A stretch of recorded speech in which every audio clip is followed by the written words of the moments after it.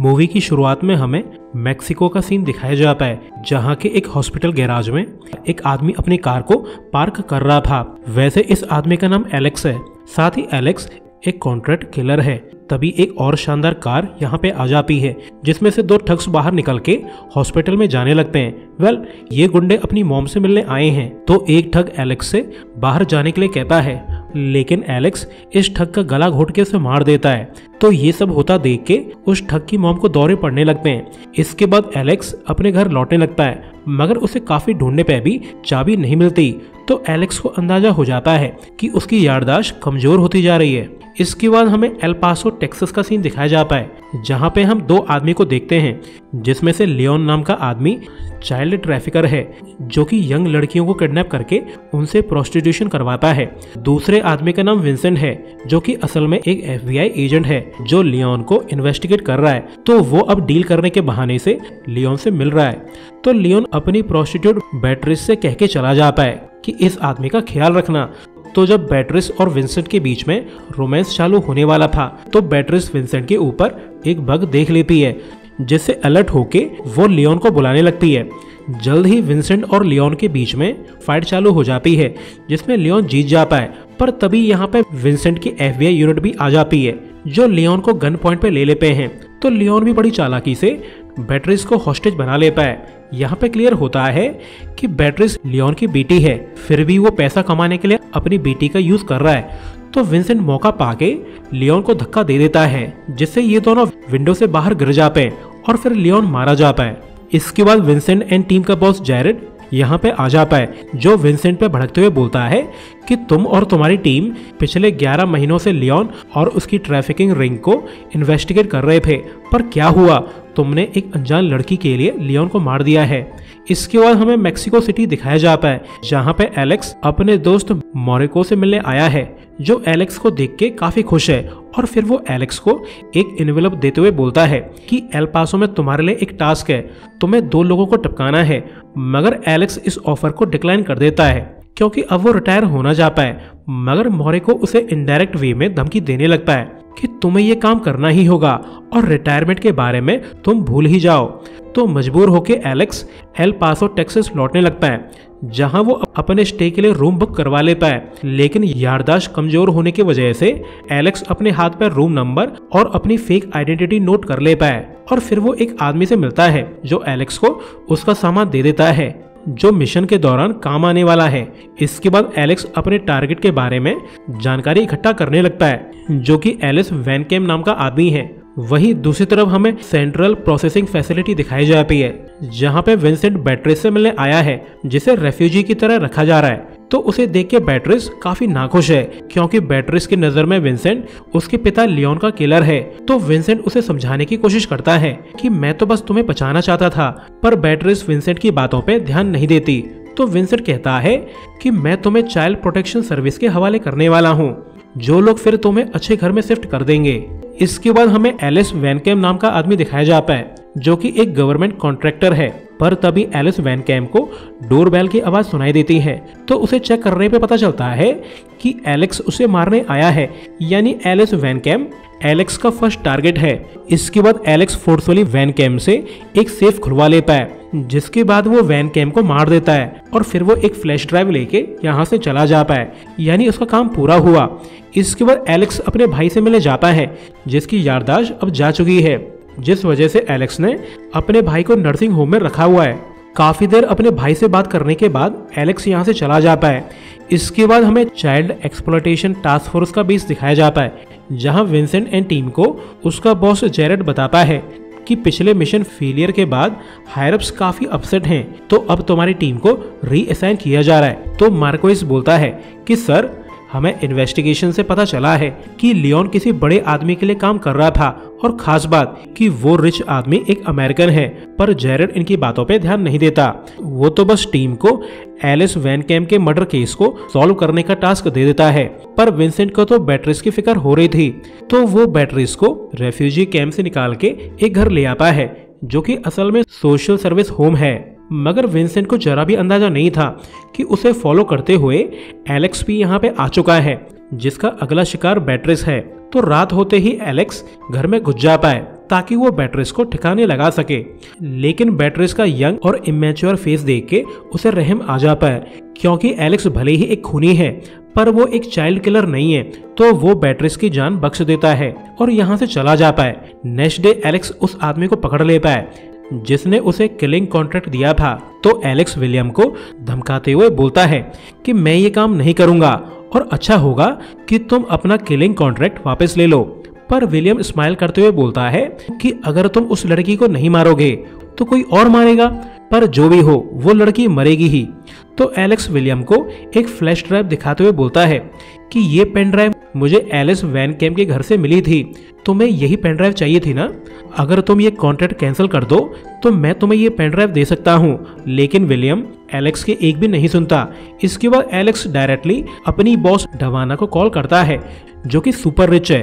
तो विलियम डवाना को बताता है कि हमारा एक असैसिन पगला चुका है जिसने अपने कॉन्ट्रैक्ट को बिट्रे किया है, और फिर वो डवाना को सारा मैटर बता देता है, जिस पर डवाना सिर्फ इतना ही कहती है कि मैं एलेक्स को हैंडल कर लूंगी, तुम टेंशन मत लो। वहीं दूसरी तरफ एलेक्स एक बार में ड्रिंक्स कर रहा होता है तो उसे नशे में एक लड़की पसंद आ जाती है, तो ये दोनों खुशियां बांटने लगते हैं। वहीं एक दूसरे बार में विंसेंट की team member Linda Mexican police को मार्कोइस के साथ ड्रिंक्स कर रही थी। तो मार्कोइस बताता है कि बेट्रिस का केस बंद होना तो नॉर्मल बात है, क्योंकि जो लोग चाइल्ड ट्रैफिकिंग और चाइल्ड प्रोस्टिट्यूशन करवा रहे हैं वो उनको रिपोर्ट करते हैं जिन्हें तुम सभी लोग रिपोर्ट करते हो, यानी इस समय बिग लीडर्स भी शामिल हैं। साथ ही ये मेरा छठा केस है जिसे बंद करवा दिया गया है। तो लिंडा मार्कोइस से उसके 5वें केस के बारे में पूछने लगती है। तो मार्कोइस बताता है कि उसका 5वां केस एमिलिया नाम की लड़की का था जो कि सिर्फ 13 साल की थी, जिसे एक सोल्जर ने किडनैप किया था। तो एमिलिया के फैमिली के रिक्वेस्ट करने पे मैंने एक केस बिल्ड किया था। साथ ही मैंने एमिलिया केस के क्रिमिनल्स को भी कन्फ्रंट किया था, मगर क्या हुआ? कुछ नहीं। वो सोल्जर अभी भी सेफ एंड साउंड है, लेकिन एमिलिया की मदर और उसकी 3 छोटी बहनों को मार दिया गया। Next day Vincent social service house जाता है जहां वो देखता है कि बेट्रिस का खून हो चुका है। तो ये सब देखकर विंसेंट काफी गुस्सा है।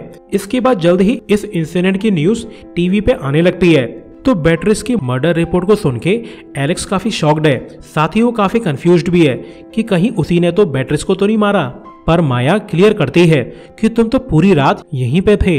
तो एलेक्स को क्लियर हो जाता है कि उसके एम्प्लॉयर ने ही किसी दूसरे असैसिन के थ्रू बेट्रिस को मरवाया है। तो वो माया से कहता है कि कुछ टाइम के लिए घर से बाहर मत निकलना वरना तुम्हारी जान खतरे में पड़ जाएगी। और फिर एलेक्स यहाँ से भागने की तैयारी कर लेता है, क्योंकि उसे अंदाजा है कि उसका एम्प्लॉयर उसे मारना चाहता है, क्योंकि उसे अपनी कार के नीचे बॉम्ब लगा हुआ मिलता है।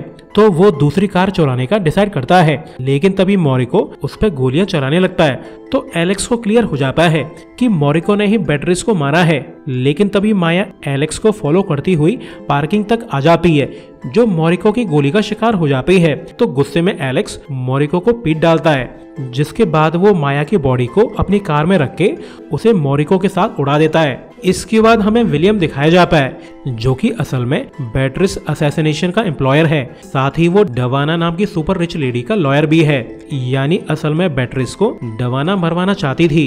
इसके बाद जल्द ही एलेक्स यहाँ पे आके विलियम को मार देता है और फिर वो खुद एक बेकरी चला जाता है जो कि पहले उसके पिता की हुआ करती थी, पर अब ये जगह बर्बाद हो चुकी है और अब एलेक्स कुछ दिनों के लिए यहाँ पे छुपने आया है।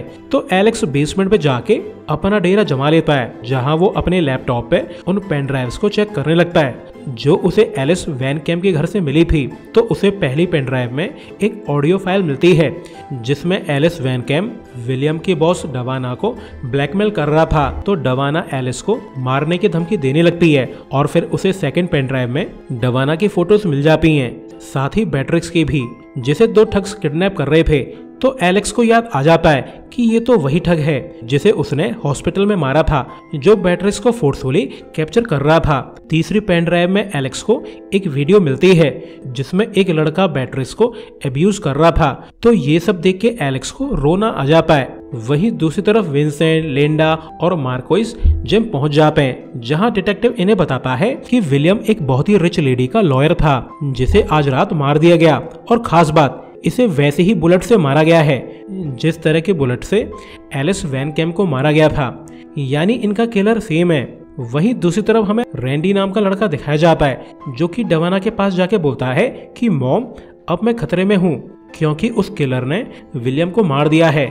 जल्द ही उसे पेन ड्राइव से मेरी सच्चाई का पता चल जाएगा और रीसेंट मर्डर्स की सच्चाई भी, तो वो मुझे मारने जरूर आएगा। तो डवाना रैंडी से कहती है कि बेहतर होगा कि तुम ये देश छोड़ दो, बाकी का मैटर मैं संभाल लूंगी। यहाँ पे क्लियर होता है कि रैंडी ने बेट्रिक्स का रेप किया था, जिसकी वीडियो कैसे भी करके एलिस वैन कैम के हाथ लग गई। तो अपने बेटे को प्रोटेक्ट करने के लिए डवाना ने एलिस और बेट्रिक्स को मरवा दिया। नेक्स्ट डे एलेक्स विंसेंट के ऑफिस कॉल करता है और बताता है कि मुझे पता है कि तुम एलिस वैन कैम के मर्डर केस को इन्वेस्टिगेट कर रहे हो, साथ ही तुम बेट्रिक्स के मर्डर के बारे में भी जानना चाहते हो। तो मैं बता दूं कि एलिस और विलियम को मैंने ही मारा है, क्योंकि वो दोनों ही चाइल्ड अब्यूजर थे। और रही बात बेट्रिक्स की, उसे मोरिको नाम के किलर ने मारा है, क्योंकि वो लड़की कुछ ऐसा जानती थी जिससे कुछ बड़े लोग बर्बाद हो सकते थे, तो उन्होंने बेट्रिक्स को मरवा दिया। एंड प्लीज विंसेंट, तुम्हें बेट्रिक्स के गुनहगारों को सजा दिलानी होगी।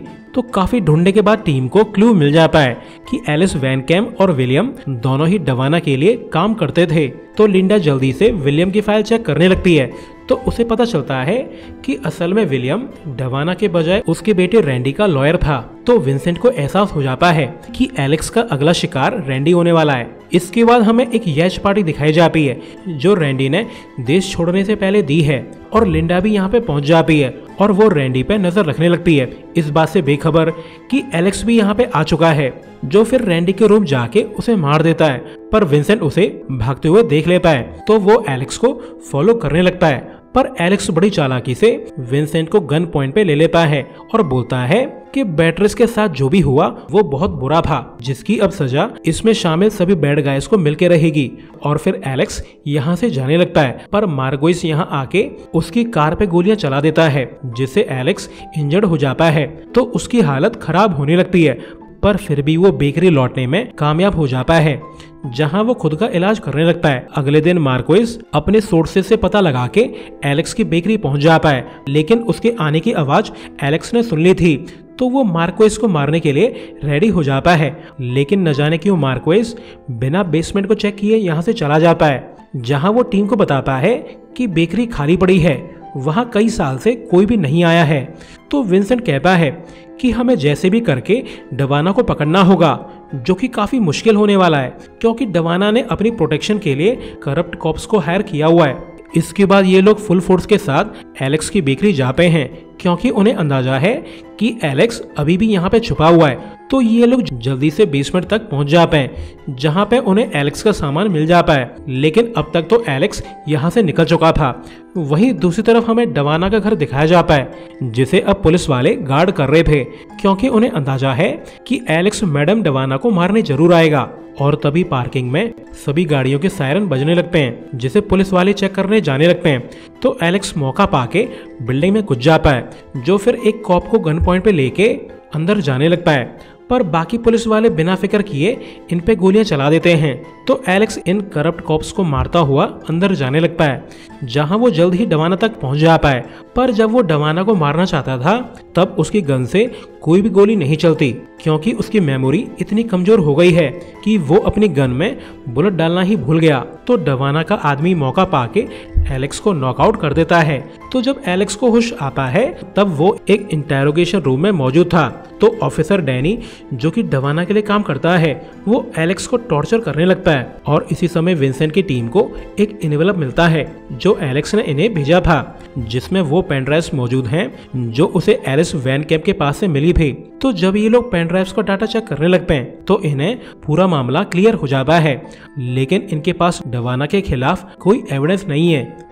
एलेक्स ने इन्हें वो वाली पेन ड्राइव नहीं भेजी है जिसमें डवाना वैन कैम को थ्रेटन कर रही थी, क्योंकि एलेक्स को विंसेंट पे पूरी तरह से भरोसा नहीं है। तो टीम के पास अभी भी एविडेंस की कमी है। तो विंसेंट जल्दी से जेरेड के ऑफिस पहुंच जाता है, ताकि जेरेड अपनी अथॉरिटी का यूज करके एलेक्स को इनके डिपार्टमेंट में ट्रांसफर करवा दे। पर जेरेड विंसेंट की हेल्प करने के लिए राजी नहीं होता। तो विंसेंट अपना डाउट जताता है कि शायद तुम भी करप्ट हो, क्योंकि शुरुआत से ही तुमने मुझे बेट्रिक्स केस से दूर रखा है। तो ये सुन के जेरेड जल्द ही इन्हें एलेक्स से मिलने की इजाजत दे देता है। तो ये लोग हॉस्पिटल चले जाते हैं, जहां एलेक्स का इलाज चल रहा था। क्योंकि डैनी ने एलेक्स को कुछ ज्यादा ही बुरी तरह से पीट डाला है, तो अब उसे इलाज की जरूरत है। तो इन्हें यहाँ पे देख के एलेक्स सब कुछ बता देता है जो भी उसे याद आ रहा था। साथ ही वो विंसेंट को लास्ट वाली पेन ड्राइव के बारे में बताने लगता है जिसमें डवाना के सभी क्राइम्स के एविडेंस हैं। लेकिन अब एलेक्स को ये याद नहीं आ रहा है कि उसने आखिरी पेन ड्राइव को कहाँ पे रखा है। इसके बाद रात को एलेक्स के वार्ड में डॉक्टर मायर्स आता है जो कि असल में डवाना के लिए काम करता है। तो ऑब्वियसली वो एलेक्स को मारने की कोशिश करता है, लेकिन अपना ओल्ड टाइगर इसे पकड़ लेता है और जल्द ही इस सिचुएशन की न्यूज पुलिस तक पहुंच जाती है। तो ये लोग एलेक्स को टपकाने के लिए रेडी हो जाते हैं। तो विंसेंट जल्दी से हॉस्पिटल के सामने अपनी कार ले आता है ताकि वो एलेक्स से बात कर सके। जल्द ही एलेक्स डॉक्टर को लेके बाहर आ जाता है, लेकिन एक स्नाइपर बिना क्लियर शॉट के गोली चला देता है जिससे वो डॉक्टर मारा जाता है। तो मौके का फायदा उठा के एलेक्स विंसेंट की कार में घुस जाता है और वो बार बार बेरी बेरी वर्ड रिपीट करने लगता है और इसी के साथ एलेक्स की याददाश्त पूरी तरह से चली जाती है। तो वो बिना कुछ सोचे कार से बाहर चला जाता है, जहां करप्ट कॉप्स जिन्हें डवाना ने हायर किया है वो बिना ऑर्डर के ही एलेक्स को भून डालते हैं जिससे वो मारा जाता है। तो विंसेंट खराब मूड से ही अपने ऑफिस लौट आता है, जहां पे हमें पता चलता है कि FBI अब विंसेंट और लिंडा को कहीं दूर फेंकने वाले हैं जहां वो डवाना को टच भी ना कर पाए। आखिर गवर्नमेंट एजेंसी रिच पीपल के लिए ही तो काम करती है। लेकिन तभी विंसेंट को एलेक्स की बेकरी का फोटो नजर आता है जिसपे उसे बैरी वर्ड लिखा हुआ दिख जाता है। तो उसे याद आ जाता है कि एलेक्स का आखिरी शब्द बैरी था। तो वो बेकरी चला जाता है जहाँ पे उसे बेकरी के B अल्फाबेट में एक पेन ड्राइव मिल जाती है जिसमें डवाना के खिलाफ एविडेंस मौजूद थे। तो वो जल्दी से FBI ऑफिस जाके हायर अप्स को वो ऑडियो सुना देता है जिसमें डवाना एलिस वैन कैम्प को धमकी दे रही थी। लेकिन तब भी हाई ऑफिसर कहता है कि इतना सबूत काफी नहीं है, हम इस रिकॉर्डिंग से डवाना का कुछ भी नहीं बिगाड़ पाएंगे।